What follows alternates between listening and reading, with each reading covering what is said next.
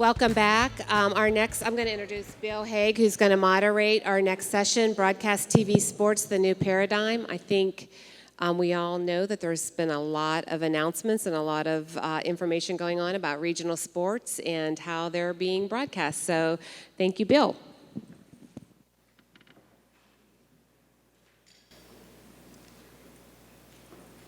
Awesome. Hey, hello, everybody. I know as it's getting later, somebody said it's getting later after lunch, and this is like the best time to show 47 maggot research slides. So we're gonna jump. I know, Frank, I know you're fired up. I have 0 slides, so I am totally naked up here. I have nothing to share. So Bill Hague, Executive Vice President at Magid. We're a research-based consultancy. Started in the local media business. I manage our local media business, so it's great to be here. I'm here with Pat LaPlatney from Gray, Bob Sullivan from Bitfire Networks. Why don't I let you guys, before we jump into the topic, Bob, do you want to tell us a little bit about yourself and spend a little time on your background in local media? Okay. Good. They're all sugared up, so they all got sugar. So we're going to get nailed up here, Pat. So I have I'm the content guy in the room today. I told my friend JB that if there's nothing else, I can go home knowing that my job security is good for the foreseeable future. So Bitfire, I own a couple of companies. One is called Bitfire Networks and Bitfire Studios. And what we do is we do live IP transmission, mostly through for news, sports, entertainment, and corporate event clients worldwide. And then that's based in Boston. And then we have Bitfire Studios is another company we own, which is a production facility. It's basically a TV station without an affiliation. And we do original content and original programming out of there, as well as live control room productions, mostly sports. And then the third company is Bandit, Original Productions. My background was 30 plus years in local news. And then got drawn back in 2010 by Brian Lawler at Scripps to run Scripps News and programming. Did original programs at Scripps and then moved over to Tegna and did original programs at Tegna. And then over the last 3.5, almost 4 years now, I've been running my own companies in those spaces. Awesome. Pat. Yeah. So I'm Pat LaPlatney. I'm president of Gray Television. In another life, I used to sell stuff to this guy back when he was running WSA and other TV stations. Pat used to come into my office selling Raycom sports packages. So some irony there, given the topic of today's discussion. Yeah. So look, I started my career in the rep business. Great business. It used to be. No longer, unfortunately. Was with Blair Television for about 7 years. Then went to Raycom Sports, where I used to call on Bob. Did distribution, ad sales, event management, a lot of interesting stuff. And then I went to a company called Metro Networks, which are the guys that did traffic reports on radio and television. And so I oversaw the TV part of that business and the sort of the digital media side of that business, which is kind of where I got the digital bug. And then I ended up going back to Raycom, only this time it was Raycom Media. This is roughly 2007, and went there as the sort of the digital guy in 2007, and then ultimately kind of worked my way up to CEO at Raycom. We sold the business to Gray in 2019, so since 19 I've been co-CEO and president of Gray Television. Awesome. And bring a very unique point of view on the topic, right, of sports with your background in Let's hope so. Yeah. So just to set the table, and this is not a shocker to anybody here, but I knew the stats, but I looked them up to confirm them. Sports last year in 2022, of the top 100 telecasts, 94, right? 94. And in 23 of the top 50, 44, so 88%, 94%. It seems to be a low-risk bet, low-risk investment.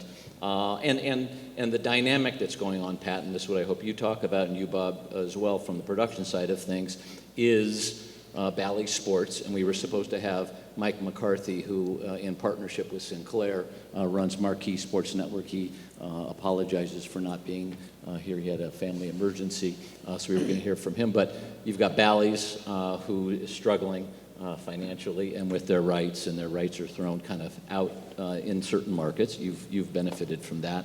You've got Warner Discovery, who also has shut down exited their sports. The teams and leagues are used to a very high revenue number, which is part of the trouble that Bally's got into, right? So there's a little bit of an opportunity. There's a lot of an opportunity, and what's old is new, right? Back That's exactly to right, the Cubs on WGN and creating such a great franchise. So talk a little bit just foundationally about how you look at sports.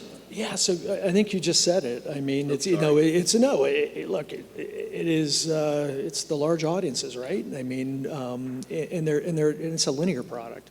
So where business is really local news, at the end of the day, if you run television stations, and there's really no better complement than local sports to local news and local news to local sports. We've done a deal with the Phoenix Suns, and we are really happy with that deal. They're great people, and I'm not saying that because I'm up here on the stage. They are great people. Thrilled to be working with them. But a year ago, they were living in a world where they could only reach 25% of the market. And for anybody with a product that's targeted to a market, only being able to reach 25% of that market is a huge issue, right? So, we started having dialogue with them some time ago. They rolled off their deal with Diamond, so it wasn't, there was a little bit of a right to match issue that popped up back in May, and that got resolved in July. But they saw the value in the distribution that local television can bring. So the broader distribution brings, higher ad sales rates, better marketing, ultimately better franchise value. And to be candid, I mean, I think if you're the NBA, it grows the sport of basketball when more people can watch the game. And so, I think if you're following this at all, you've probably seen some of the releases out there. Scripps has the Vegas Golden Knights and the Coyotes in Arizona, the NHL team. And we actually ran the full schedule for the Phoenix Mercury on our stations over the summer.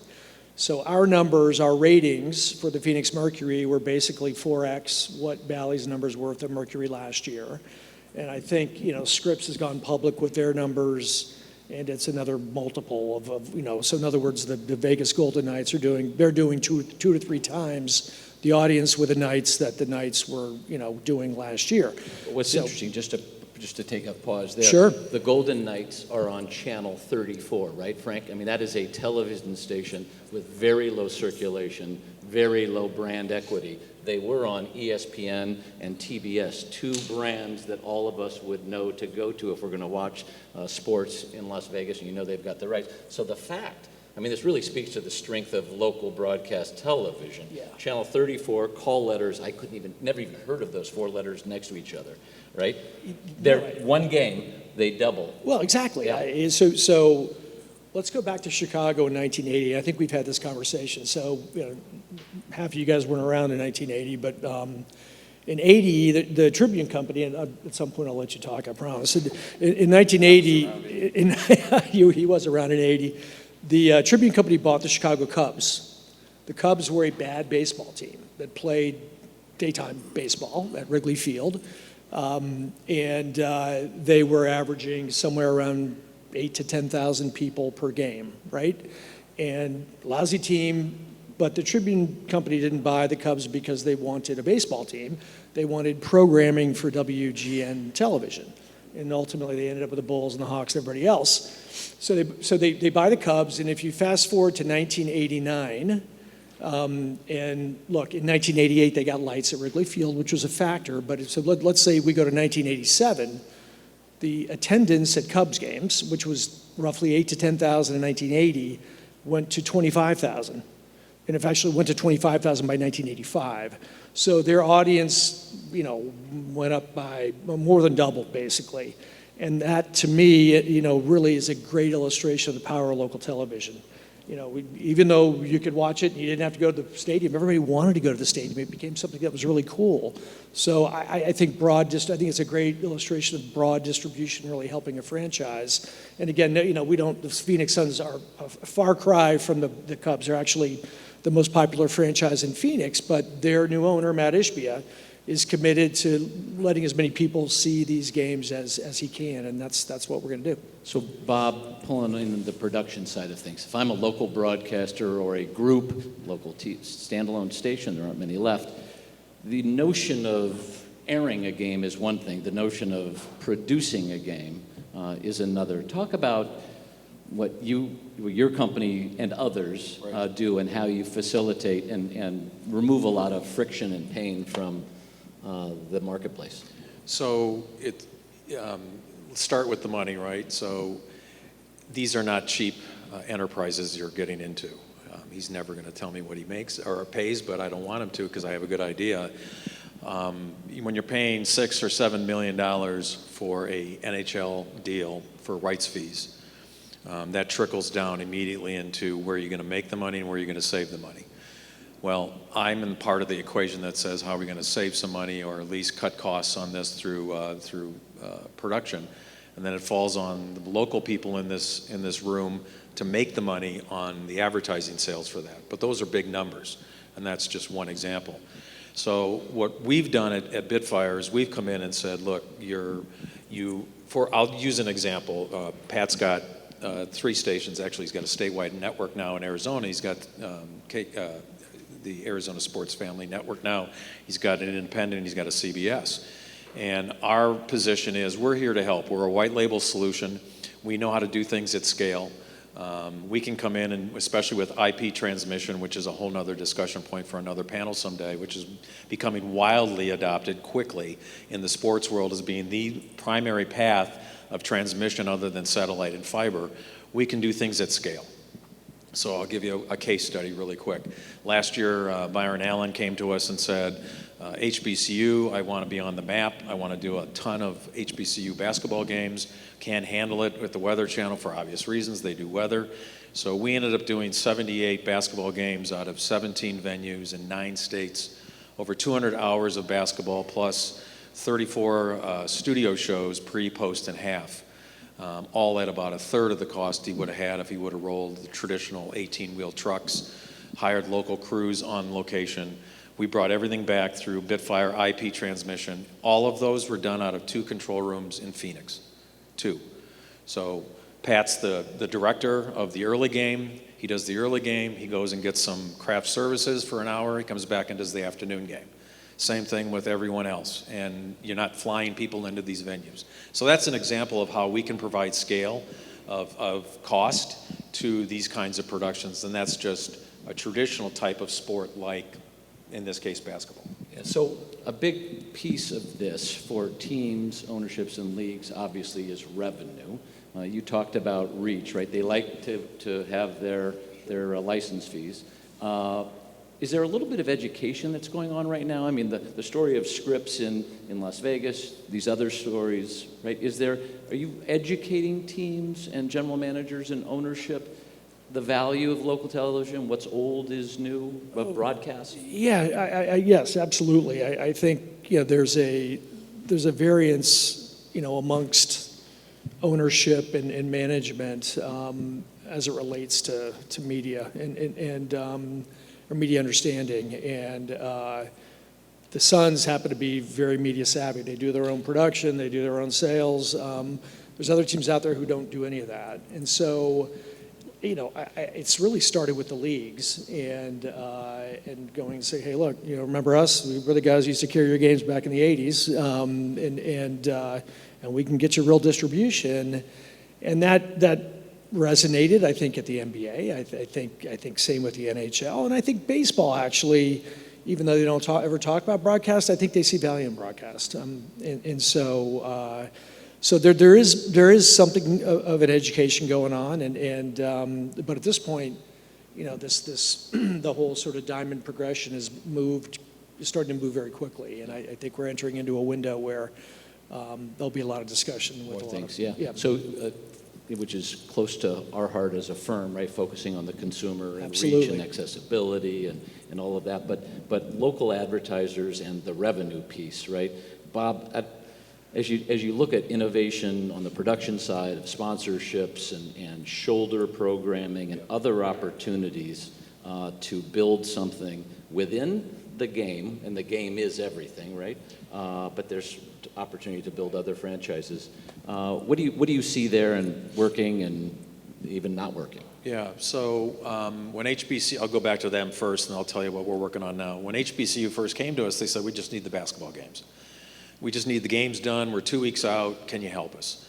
But then they came out to see our facility in Phoenix and they said, well, you have 2 sound stages. You have an LED stage. Can you also do something else out of here? And we said, why don't we do the pre, post, and half out of here? And they said, we didn't even have that on our radar. So now all of a sudden they've got ancillary programming. They got shouldering programming that they obviously drove revenue on. And it helped solidify, not only the relationship with the HBCUs, but the brand that Byron was trying to create with the HBCUs. I remember going back, now here's the flip to this. You and Bill and I were talking about this at the break. So I take the job at Scripps, and literally on my first day on the job, Brian Lawler and Rich Bainey come into my office and say, congratulations, we're dumping Wheel and Jeopardy, and you're gonna create 2 new TV shows in Access, and you've got 6 months. So I'm thinking, okay, great, we have an opportunity here. I'm the program guy, I'm not the sales guy. You can all just imagine the kind of the pushback we got from the sales staff on that because it was not sports. It was not an established programs. We did one show with Warner Brothers and the other one we did, on our own, which was still on the air through last year. But local sales were going, this is insane. I can plug and play on Wheel and Jeopardy. You want me to go sell brand new shows, et cetera. I think the model is now reversed because it's a hell of a lot easier to go out and sell the Phoenix Suns or the Phoenix Coyotes, Arizona Coyotes, or any of these other pro sports teams. But it's still another thing on their dance card. Somebody was up here earlier and said, don't play Confuse-A-Cat with the salespeople. They got enough on their plates, and now you want them to go sell pro sports. But I would think it's an easier sell.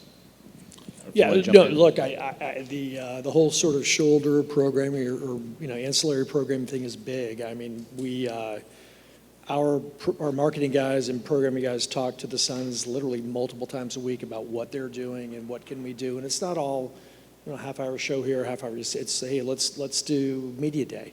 So we did Media Day live on Arizona Sports and Family Network, basically. Tons of opportunity there, and we're going to exploit that every way we can. And Mike McCarthy, who's up on the wall, would talk about the Cubs convention, which he on Marquee airs literally. It's a whole weekend of programming, and in Chicago, where I live, it's pretty big event. We're talking about local stations, but networks are also, the network play is interesting. Another person who was supposed to be on this panel is Brian Lawler, who's been talked about, who now runs Scripps Sports, ran the broadcast division for a long time. He couldn't be here because they're announcing the Women's Soccer League on ION. I don't think he told me I could mention it. But he has the benefit of a network.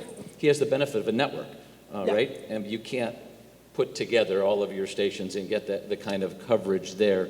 So how do you work with your networks? You have affiliations of all 4, right? Or 5. Or 6, because you've got Telemundo, right?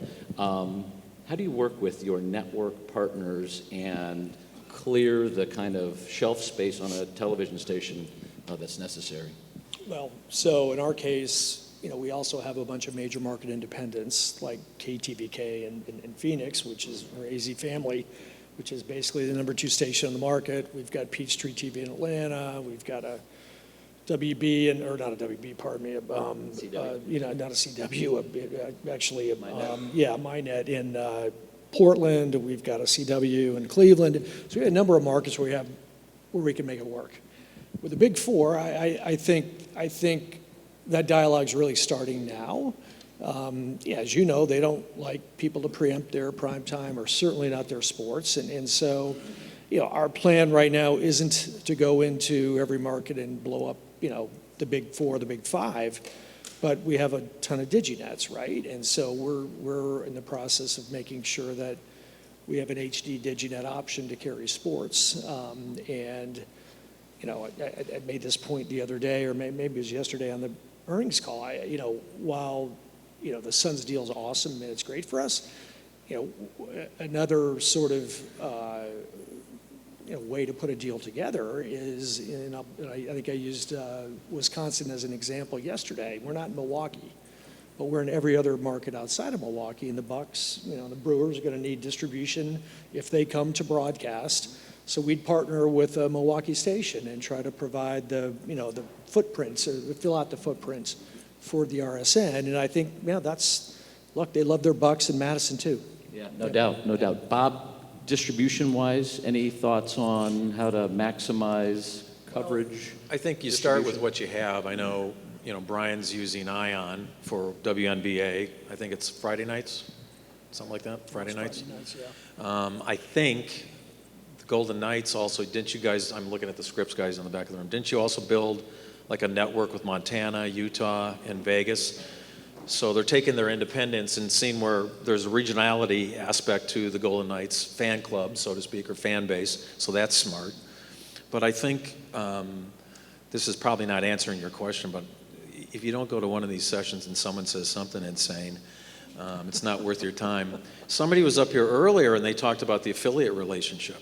And, well, I don't remember who it was, but they said, yeah, every year, Frank, you did. Every year we just renew our affiliations for a couple more years.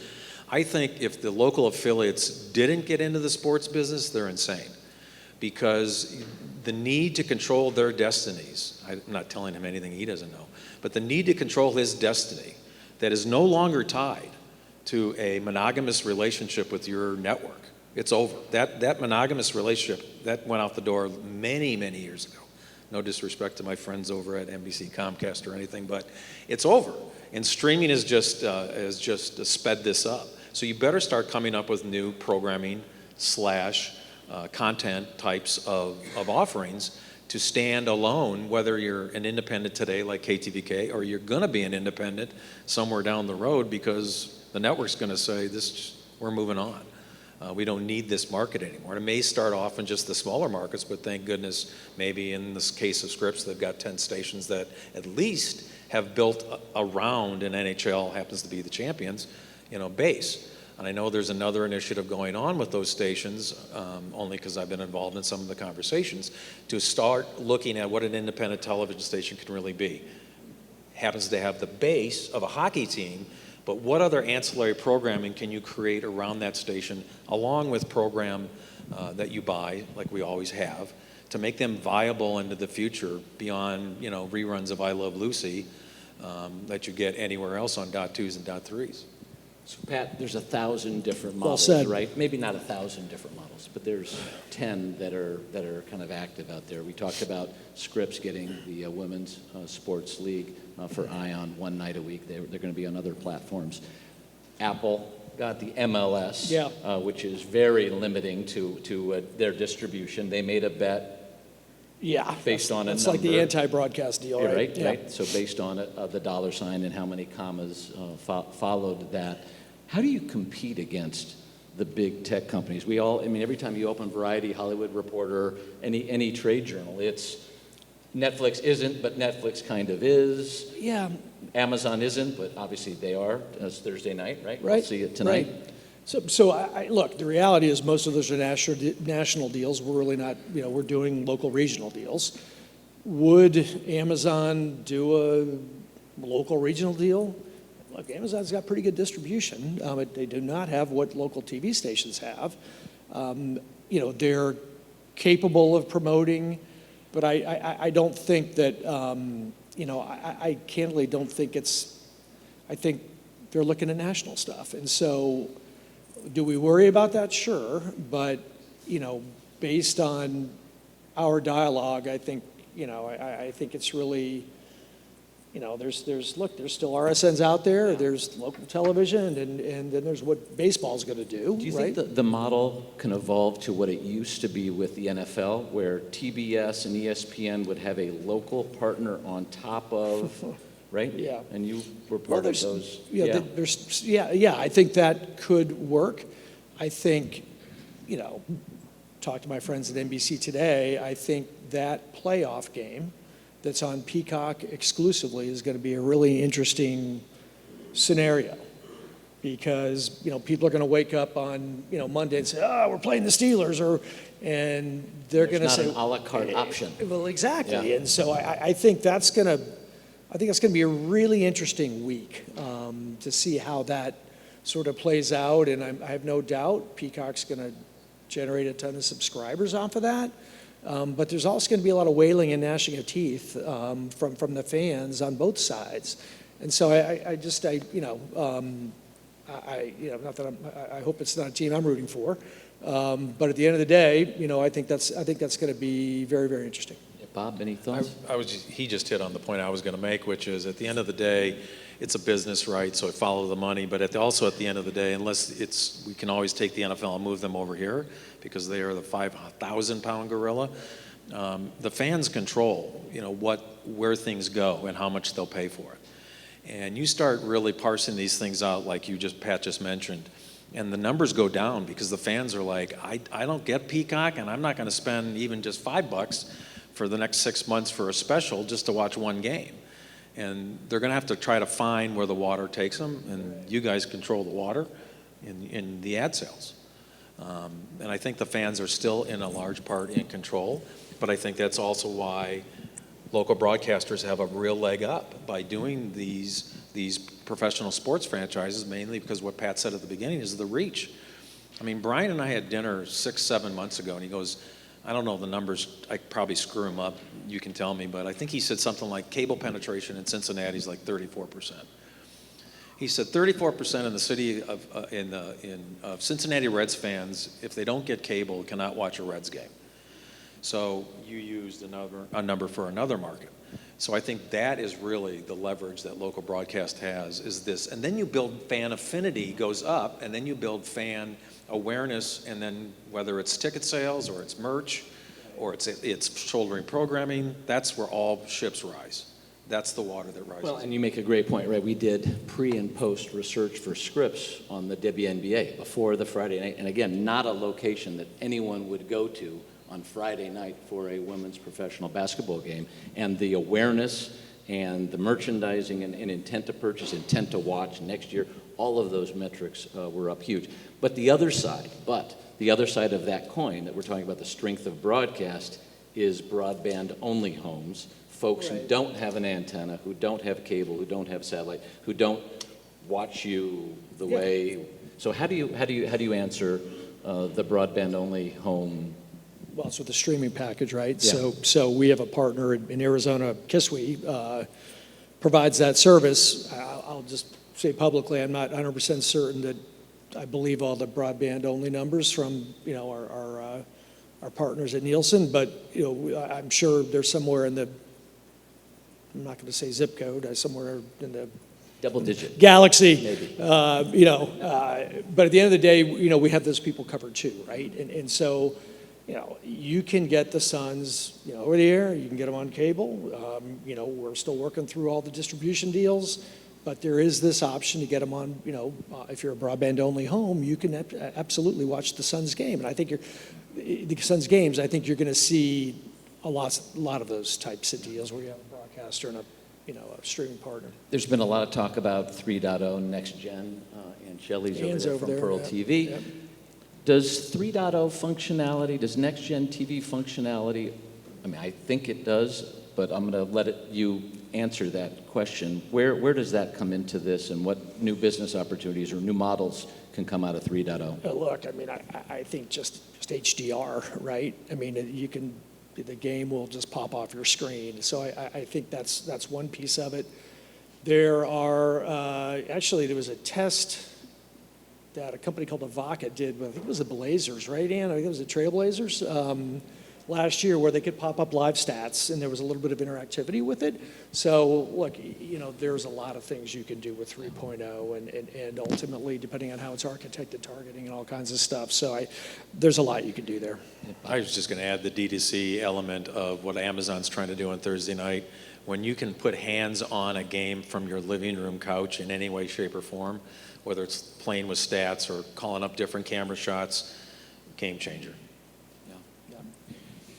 Speaking of D2C, how do you're not in that business necessarily, right? You're not building apps, but you are in that business. How do you subscription revenue, is that something you farm out? Is that something the team handles? Is that something you can participate in as well? I think there's a lot of ways to do that deal, and I think you'll see a lot of different models evolve.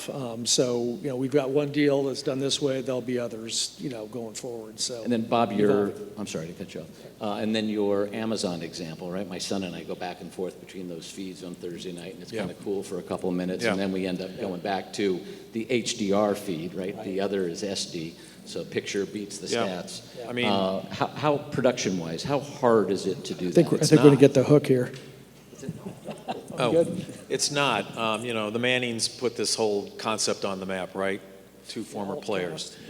So we actually do the side-by-side cast on Thursday Night Football with Amazon. That's us. So they came to us and they just said, can you help us with this? Because we're worried about the game. We also do HDR backup on the games. But it's very easy. The technology is very easy. I'm just going to give a plug for Bitfire, but using IP transmission and using the public internet that's ubiquitous around us around the world makes things so much easier and cost effective, very cost effective. I think you get last word. So Bob Sullivan, Pat LaPlatney, all of you, thank you guys. Thank you.